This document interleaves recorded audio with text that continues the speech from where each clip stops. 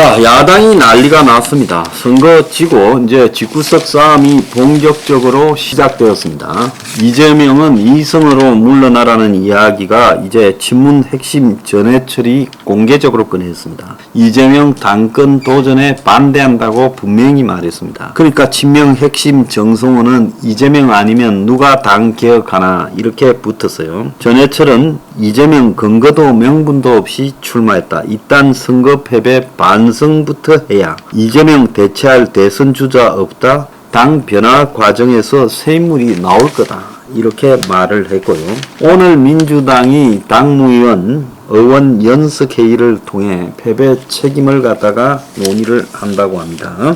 지금 지방선거가 끝나고 나니까 이제 그동안 민주당에 감춰져 있던 이재명에 대한 비판이 폭주하고 있습니다. 그러니까 이 문재인조차도 이재명에 어떻게 생각했을까 하는 것이 이제 지방선거 참패까지 되고 나니까 터져 나오는 겁니다. 이재명의 이질적 유전자라고 중앙일보에 이 칼럼이 실렸는데, 지난 대선이 정말 졌지만 잘 싸웠다 였을까? 보궐선거 방탄 출마로 당 패배를 가져왔다. 민주당은 핵심의 걸림돌이 되지 말아야 된다. 자, 이런 이야기도 지금 나오고 있고, 이재명 1600만 표의 행방이라는 지금 칼럼도 있습니다. 그래서 여기에 보면 이재명을 찍은 1600만 표가 이번 지선에서도 나오게 될 거다. 그래서 지선에서 크게 지지 않을 것이다라고 안이하게 생각을 했는데, 이재명의 개항을 출마에 대해서 여론조사에서 인천 경기 유권자 53%가 부정적으로 생각한다 했고, 갤럽 조사에서도 자책골이었다. 5월 3일 조사에서 민주당이 국힘보다 1% 높았는데, 이재명이 출마 선언을 한 5월 8일 이후에는 5월 10일 조사에서 민주당이 31%, 국민의힘이 45%가 되었다는 겁니다. 자, 그런데도 불구하고 정당 지지율 격차가 워낙 크기 때문에 제가 인물로 메꾸는 게 쉽지 않다라고 했고, 전국 곳곳에 야당 후보가 다 고전하는데 엉뚱하게 나는 훌륭한데 당이 허약해서 판세가 불리하다라고도 하고,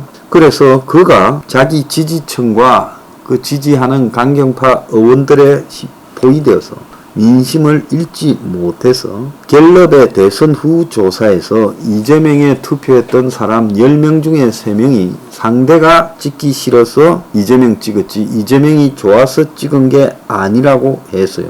근데 이 사람들이 결국 이번 지선에서 다 등을 돌렸어요. 그래서 윤과 이의 표차가 24만 표라고 했지만은 야당에 이번에 17개 광역단체장이 얻은 표는 여당보다 223만 표가 더 적었다는 거예요. 그래서 6일 지방선거가 시작부터 끝까지가 이재명 지키기였다. 자, 요런 이야기까지 지금 나오고 있습니다. 그러다 보니까 친문은 이재명의 사욕 정치로 패배를 했다. 친 이재명은 노무현이 살아와도 이번 지선은 똑같은 결과다. 이렇게 지금 이야기를 하고 있는데, 이제 친문이 본격적으로 더 이상은 참지 않고 이재명이 당 대표가 되는 것은 맞겠다고 이빨을 갈고 나왔습니다. 광주에서 50대가 난생 처음으로 보수당에 표줬다. 꼬라지 보기 싫었다는 거죠. 광주에 지금 이번에 투표율이 37.7%인가 그랬죠. 기록적인 낮은 투표율은 민주당에 대한 광주의 거부감이 나온 겁니다. 그래서 이재명이 사실상으로는 정치적으로 자기가 당선되었지만, 또 경기도의 김동연이가 되었지만, 그걸 자기가 힘이 있어서 김동연이 당선되었다라고 말도 전혀 못하고 있어요. 오히려 이재명의 치명적 경쟁자가 하나 등장을 한 거죠. 경기도 지사에다가 스펙은 이재명보다 월등히 뛰어나고 비리는 그래도 공직자 출신이라서 이재명보다 월등히 작습니다. 그러니까 그런 사람이 등장한 마당에, 그래서 이런 선거에서도 경기도에서 살아남은 사람이 등장한 마당에 굳이 이재명을 할 것이 뭐 있나, 이런 것이 지금 관철되고 있다고 봐야 되는 거예요. 자, 그렇게 보자면 이재명은 지금 당 대표를 하려고 개항을 해서 의원이 되었는데, 의원이 되고 당 대표가 되지 못한다면 지금 윤석열이 선거 끝나자마자 사정수사로 돌입하고 있는 것은 뭐 눈에 다 보이지 않습니까? 현실적으로 그렇게 급속히 바뀌고 있어요. 자, 검찰 조직, 경찰 조직이 다 동원되어서 이제 사정수사를 할 거고, 선거법 수사와 더불어서 대장동, 성남FC 등의 문제가 본격적으로 수사가 진행될 거라고 보고 있습니다. 그래서 이재명은 진퇴양난이 되어버렸어요. 차라리 선거 지고 정계 은퇴한 것처럼 어디 시골 구석에 가 있거나 해외에 나가 있으면 그런 이재명을 상대로 부관 참시한다라는 비판을 받을 비리 수사는 하기가 쉽지 않은 거죠. 상대가 동정심을 불러일으키는데 선거에서 근소한 격차로 패배한 라이벌을 정치적으로 수사한다는 것은 수사하는 쪽도 흔쾌히 내키는 일이 아니지요. 그런데 본인이 지금 선거 지고도 빳빳이 고개를 내밀고 뻔뻔하게 민주당의 지방선거 구도를 좌지우지하며 전직 당대표를 보고 서울시장 나가라고 하면서 그 자리를 뺏어서 자기가 배지를 바꿔찼습니다. 그리고 서울시장에 나갔던 송영길은 참패로서 정치 인생이 끝났죠. 이런 이재명의 정치 행위에 대해서 국민들이 어떻게 받아들일 건가? 야당 지지자들도 좀 한국의 맹목적인 이 정치 지지자들 어지간하면 비판을 안 합니다. 근데 이재명이 하다 너무하니까 이제 야당 지지자들도 비판하기 시작하고, 호남은 낮은 투표율로 이재명에 대한 거부감을 드러내고, 이번에 호남에서 출마한 국힘 3명의 이 광역단체장 후보들이 득표율이 또 다 괜찮았어요. 자, 이런 것들을 보면 이재명이 사라져야 민주당이 제대로 자리를 잡을 수 있다. 야당이 야당 같아지려면 이제 문재인은 집에 갔고 이재명도 정치를 그만해야 된다는 겁니다. 그래서 이재명이 꾸역꾸역 국회의원 배지를 가지고 당 대표를 하겠다고 하면 8월까지 야당은 내부 싸움으로 잠들 날이 없을 거고, 윤석열은 야당의 집구석 싸움을 즐기면서 또 자기만의 이 페이스로 갈 거라고 봅니다.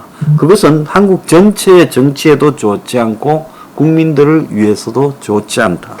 이재명은 이제 정계에서 은퇴하기를 바랍니다. 그것이요, 이재명이 그래도 사람이라고 기록될 수 있는 마지막 기회예요. 나중에 기록이 그렇게 안 될 수도 있습니다. 그래서 이재명이 이번에 인수위 기관의 검수완박을 밀어붙이고, 자, 그래서 윤 쪽에서 그걸 받아서 통과하게 됐을 때 이재명은 세상 아무것도 아니구나 생각이 들었을 거예요. 그래서 이재명이 간이 커진 겁니다. 검수완박이 되네? 그렇다면 결국은 내가 출마를 해도 무방하겠네? 그래서 이재명이 5월 8일에 검수완박 통과되어서 공포되는 것까지 보고 출마 선언을 한 거 아니겠습니까? 그래서 이재명은 검수완박이 통과되는 것을 보고 그것이 마치 국민과 여야당이 이재명의 정치 부활에 대해서 동의한다고 큰 판단착오를 한 겁니다. 그래서 이재명의 판단착오가 스스로 지금 멸망을 부르고 있습니다.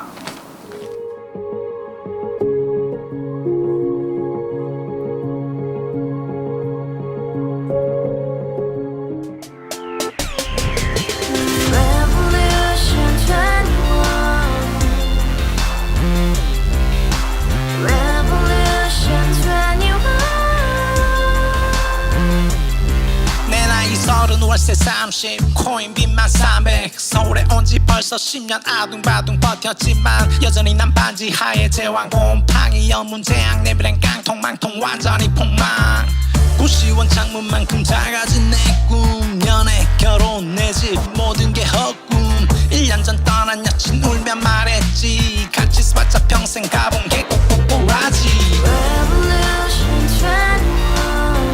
가바후스 700 나도 소유주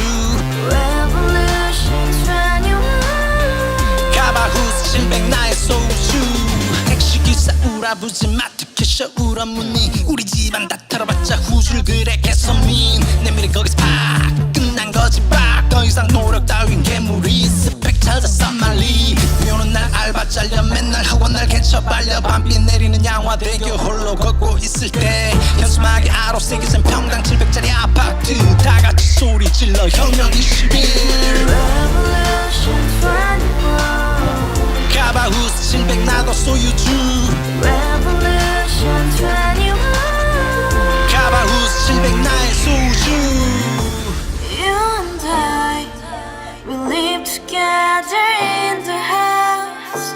Brand new day, and your dream had just begun. Yeah. Revolution 21